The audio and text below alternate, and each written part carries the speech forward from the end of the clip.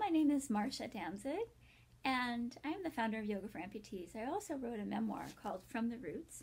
I'm going to read a little bit from this book. It's a spiritual memoir. It kind of goes in and out of the process of embodying the experiences of limb loss, cancer, kidney failure, bladder failure, heart failure, all of those things, and how I have found joy and beauty in the midst of it. Paris, here I come. I packed so many suitcases, including an empty one, fully intending to come back to the States with lots of French loot, including a thick-lipped, muscular French spouse. I have a romance right here before I leave with Gregory Peck, Latvian style. I drive Madame Gélie, my landlady, crazy. Her mumbling is so thick that I pretend not to hear that I can't cook in her kitchen. She is flabbergasted when I show up one day with cauliflower and millet. I sneak a rose into her bedroom every week. She is mortified, but she cries when I leave. I am bored with simply going to the Sorbonne. I want some cash. So I go through the inane, utterly depleting, demoralizing paperwork of a student work permit. I have no idea where to go. So to spite the ever-spiteful French bureaucracy, I actually complete every annoying form needed. After ensuring it isn't a famous saint's birthday and being certain to avoid offices that were on strike, I wound up in the ninth quarter. There is one clerk who proved to be a jerk, and no one else in the office. So naturally, he pretends I am not there. I've got his number. We are nowhere near lunchtime, a coffee break, or an official holiday. Eventually, Frenchie asks me what I want. My leg is tired and blistered. After limping through the streets of Paris, where some French people actually mimic my limp or point at me laughing, I am ready for this one. He gloats, "You must go to another location to pick up blah blah blah blah blah form." Blah blah blah is an overused phrase in France. "Do you mean this one?" I reply meekly. "Well, this won't do without an EU passport," he retorts. "Do you mean like this?" I say as my Irish passport emerges from my roots knapsack. He sighs deeply. I do not go back to the 9th while I live in Paris. Within a week, I am legally teaching English. I take 2 subways and a long train out to Orly. I always forget to pack a lunch, but there is an Ovaltine machine. While it is of no interest to me whatsoever, I learn all the parts of an airplane on my mechanic students, so my mechanic students can properly learn English. Out of complete boredom, I decide to play hangman and concentration with grown French men. My students improve their English dramatically over the course of the year. I even have dinner with some of their families. I eat too much baklava and play Trivial Pursuit in French. I get all the political questions wrong, but then again, I would in any language. I meet a friend in Paris. She is American. We dream of getting an apartment together. I move back to New York City, where I break up with my gorgeous Latvian. What to do? What to do? I know. I'll get a PhD in French. Soon, I am climbing the stairs to the 5th floor of Philosophy Hall at Columbia University, immersing myself in deconstructionism and medieval triptychs, and scarfing down free cookies at afternoon tea. I never ever have a proper job. I have vocations, invocations, prayers, feelings, inspirations. I get by. I live in Germany because any good PhD student should know German. I try to like the country, but clearly this is not France, and we are not speaking French. I managed to live in a house with my own shower and loft. I love it, but it is miles from the school and the fellow students, including some cutie pie Italians. The jasmine petals flood my path every day. Little clowns and china trinkets line windows in the quaint Bavarian town that also houses a torture museum. I buy Japanese noodle soups. I get pneumonia, like I always do when I'm in a foreign country alone. I can't wait to leave anyway. I spend more than $200 on a phone call to a friend in New York City. The kidneys are trying very hard to stay afloat from the 1980s to 1995. Their buoyancy is fading. I find a way. I must. I don't go to church much anymore. Everyone wants to pray for me, but they also don't want me to be negative. God forbid.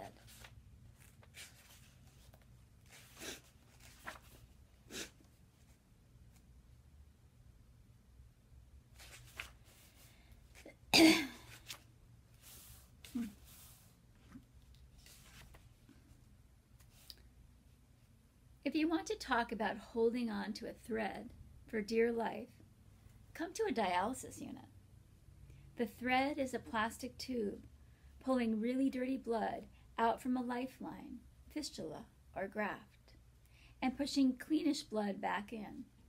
My threads were anything that nourished my spirit, since nourishment from food and water was inconsequential.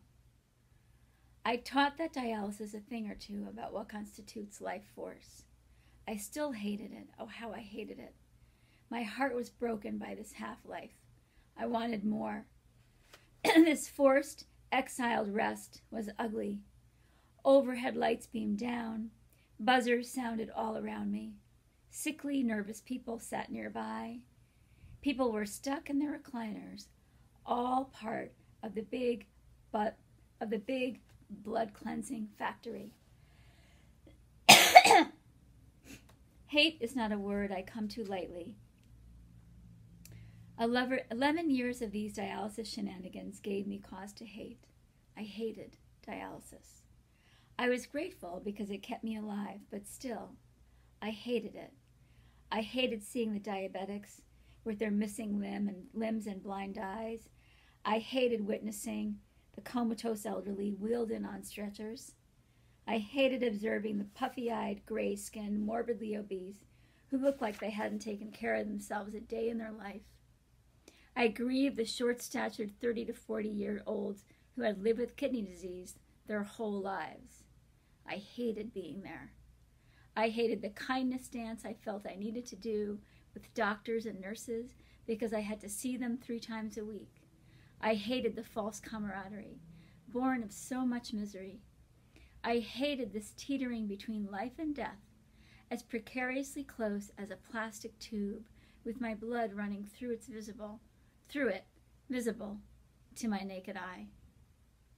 There is a moment during the dialysis life where giving up seems like the right thing to do. It is at that moment one has to decide whether he or she is worthy of life or not. It happened for me about 10 years into it. I sat at the edge of the chair after another close encounter with a medical terrorist. I was deciding, cry, don't cry. How much more, Lord? How much more? It is the first time a nurse worried about my emotional state. Usually, I walked into and out of that unit with a smile, and not a fake one either.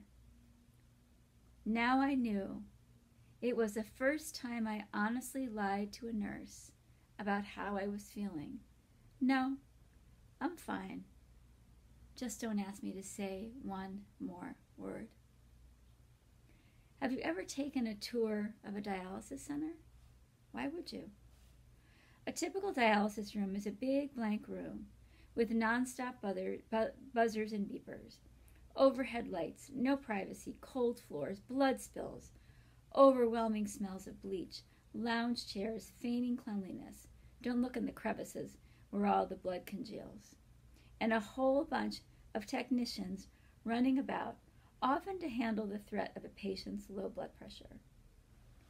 Unless I was confined to the dialysis chair, I seldom sat down. Today, I am forced to sit. I take off my prosthesis and sling it onto the shelf behind the beeping machine. It is cold in here, and I am naked beneath my ratty fleece blankets.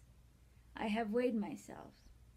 Only 3 kilos gained since my last treatment. Perhaps I will get through my session without cramping.